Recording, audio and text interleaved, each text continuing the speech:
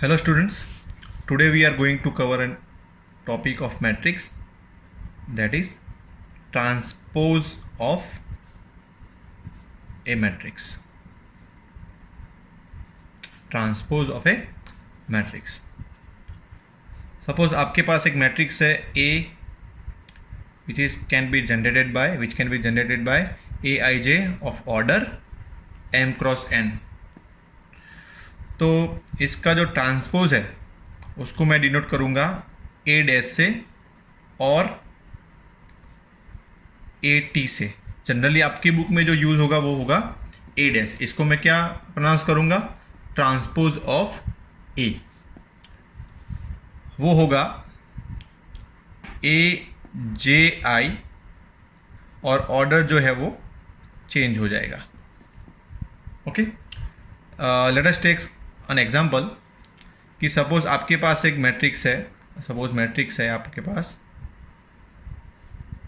1 2 3 4 and 5 6. Order क्या है इसका? 3/2. इसका ट्रांसपोज कैसे बनेगा? तो जो रो है उसको आपको कन्वर्ट करना है उसको कॉलम में. You have to convert this row into column. तो यहाँ पे कितनी रोज है? 3 रोज है. तो आपके पास जो नया मैट्रिक्स बनेगा उसमें कितने कॉलम्स होंगे? 3 कॉलम्स होंगे. और यहाँ पे जितने कॉलम्स है वो उसमें रो बन जाएंगे. तो ये जो 1 2 है वो रो में है, उसको मुझे लिखना है कॉलम में. ये 3 4 जो है वो रो में है, उसको मुझे लिखना है कॉलम में. और ये जो 5 6 है उसको मुझे लिखना है ऐसे कॉलम में. तो आप यहाँ पे देख सकते हो कि यहाँ पे 3/2 है, यहाँ पे उसका ऑर्डर क्या मिला? 2/3. All this rows are converted into columns. या फिर आप ऐसा भी बोल सकते हो ऑल दिस कॉलम्स, ये जो कॉलम्स है आप उसको किस में कन्वर्ट किया? रो में. तो ये जो आपका नया मैट्रिक्स बना उसको आप क्या बोलोगे? ट्रांसपोज ऑफ ए. ये बहुत इंपॉर्टेंट है. ये आपको इनवर्स ऑफ ए मैट्रिक्स में यूजफुल होगा काफ़ी. और न्यूमेरिकल स्पीच के काफ़ी सारे हैं. इसकी कुछ प्रॉपर्टीज़ हैं तो वो हम देख लेते हैं. Properties of transpose of the matrix.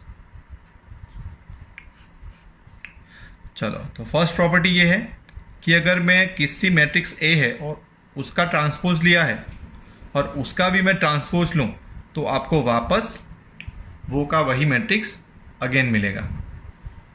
ये आपकी फर्स्ट प्रॉपर्टी.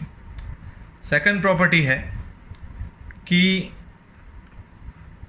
अगर आपके मैट्रिक्स में कोई के मल्टीप्लाइड है अंदर में और उसका मैं ट्रांसपोज लूँ तो आप के उसमें से बाहर कॉमन निकाल सकते हो और जो आपके पास मैट्रिक्स है उसका ट्रांसपोज हो जाएगा. ये आपकी सेकंड प्रॉपर्टी थी. थर्ड प्रॉपर्टी आपकी ये है कि अगर मैं दो मैट्रिक्स का समेशन लेके उसका ट्रांसपोज लूँ तो मैं इंडिविजुअल ट्रांसपोज लेके भी उसका समेशन कर सकता हूँ, दोनों को ऐड कर सकता हूँ. एंड जो मेरा फोर्थ है प्रॉपर्टी वो है अगर ए और बी इन दोनों का मैं डॉट प्रोडक्ट ले रहा हूँ, मल्टीप्लिकेशन ले रहा हूँ, मैट्रिक्स मल्टीप्लिकेशन जो हमने आगे देखा था, उनका कंबाइनली में अगर ट्रांसपोज लूँ तो वो होगा बी डैश ए डैश के जितना. बी डैश आगे आ जाएगा. यहाँ पे जो ए बी का होल डैश है उसमें आप क्या करना है? बी को आगे ले जाना है, उसको ट्रांसपोज करना है, इनटू करके ए को पीछे ले जाना है और उसका ट्रांसपोज करना है. और उन दोनों का जो डॉट प्रोडक्ट होगा वो इक्वल्स टू दिस होगा. ये आपको विदाउट प्रूफ आपको एक्सेप्ट कर लेना है. आप इसके आगे के वीडियो में इसके कुछ एग्जाम्पल देखेंगे जिससे ऑटोमेटिकली ये सब प्रूव हो जाएंगे. तो let us see some example of this properties. तो हमारा फर्स्ट एग्जाम्पल है if a equals to 3√3 2 4 2 0 and b equals to 2 minus 1 2 1 2 4. Two matrices are given a and b. Verify that transpose of A उसका भी transpose equals to A A plus B whole transpose equals to A transpose plus B transpose. Third, k B whole transpose equals to k B transpose. तो आपको ultimately transpose matrix की जो properties है वो आपको prove करनी है by using this two given matrix. तो let us solve the first.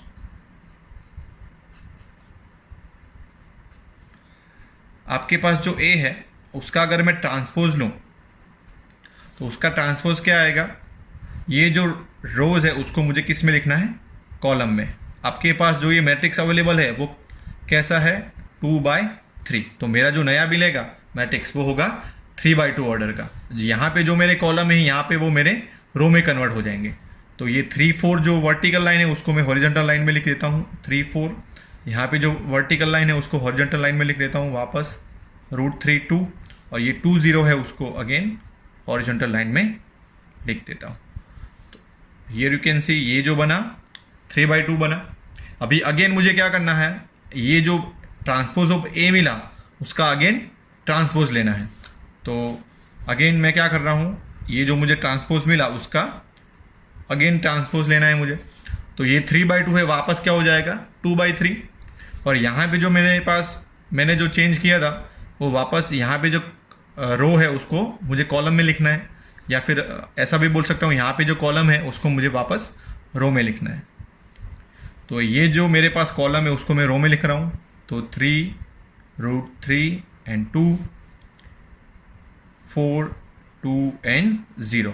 तो ये आपको क्या मिला, यू कैन सी ए और ट्रांसपोज ए और उसका भी ट्रांसपोज आपको क्या मिलता है, ए। तो ये हमारी फर्स्ट जो प्रॉपर्टी है वो प्रूव हो गई। Late us see the second में आपके पास क्या है, LHS में ले लेता हूँ A प्लस बी का आपको ट्रांसपोज लेना है। तो पहले तो मैं क्या करूँ, A प्लस बी का डैश फाइंड कर लेता हूँ, मतलब ट्रांसपोज फाइंड कर लेता हूँ। तो पहले A प्लस बी मुझे फाइंड करना पड़ेगा। तो A प्लस बी आपके पास अवेलेबल है 3 √3 2 4 2 0, ओके। और B आपके पास जो है 2 - 1 2 1 2 4। चलो समेशन में क्या करते हैं, हम कोरिस्पॉन्डिंग जो एलिमेंट है उसका समेशन लेते हैं। तो 3 + 2 that is 5, 3 √3 - 1 2 + 2 that is 4, 4 + 1 that is 5, 2 + 2 4, 0 + 4 that is 4। तो ये आपको क्या मिला, A प्लस बी। अभी आपको क्या करना है, A प्लस बी का होल ट्रांसपोज लेना है। तो ये A प्लस बी का अगर मैं होल ट्रांसपोज लूँ तो ये आपके पास क्या मैट्रिक्स था, 2/3 का। अभी नया जो मैट्रिक्स मुझे मिलेगा दैट विल बी 3/2। तो ये जो आपके पास रो है उसको मैं किस में लिख रहा हूँ, कॉलम में। तो 5 √3 - 1 and 4 5 4 4। तो ये आपको क्या मिला, 3/2 मैट्रिक्स मिला, A प्लस बी का होल ट्रांसपोज। क्लियर। चलो अभी हम क्या करते हैं, A डैश और B डैश RHS मेरे पास क्या है, ये आपको क्या मिला, LHS। अभी RHS मेरे पास क्या है, A dash plus B dash, okay. तो A डैश आई थिंक मैंने फाइंड करके रखा हुआ है, यहाँ पे A डैश है, आपको B डैश सिर्फ फाइंड करना है। B डैश आपके पास अवेलेबल है, उसको क्या करना है आपको, आपके पास जो रो है उसको आपको कॉलम में कन्वर्ट करना है। तो मेरे पास जो रो है उसको मैं कॉलम में कन्वर्ट कर रहा हूँ। 2 - 1 2 1 2 4। तो ये मेरा B डैश आ गया। B डैश और A डैश को मैं RHS में पुट कर रहा हूँ। तो A डैश मेरे पास क्या है, 3 √3 2 4 2 0। और B डैश मेरे पास क्या है, 2 - 1 2 1 2 4। अगेन समीशन में आपको कोरिस्पोंडेंस देखना है। ये मेरा क्या हो गया RHS, तो 3 + 2 that is 5, 4 + 1 that is 5, √3 - 1 that is √3 - 1, 2 + 2 that is 4, 2 + 2 that is 4 and 0 + 4 that is 4। तो ये आपका RHS आ गया। तो लेट अस सी हमारा LHS और RHS सेम है कि नहीं। 5 5 √3 - 1 √3 - 1 4 एंड जो लास्ट रो है वो उसमें दोनों एलिमेंट 4 है। तो here we can see that LHS और RHS दोनों सेम है। तो हमारी जो सेकंड प्रॉपर्टी है वो भी यहाँ पे प्रूव होती है। चलिए, तो हमारी थर्ड जो प्रॉपर्टी है वो हम प्रूव करते हैं। वो आपकी प्रॉपर्टी थी कि B whole dash equals to K B dash. तो हमने B डैश भी फाइंड करके रखा हुआ है। B डैश हमारा था 2 - 1 2 1 2 4। ओके, तो हम क्या लेते हैं, पहले LHS ले लेते हैं। LHS में आपके पास क्या है, K, let us consider a constant K B का होल डैश। ओके, तो मेरे पास जो मैट्रिक्स B अवेलेबल है उसको मैं K से मल्टीप्लाई कर दे रहा हूँ। तो मेरे पास मैट्रिक्स जो था वो था 2 - 1 2 1 2 4, और उसका मुझे क्या लेना है, ट्रांसपोज लेना है।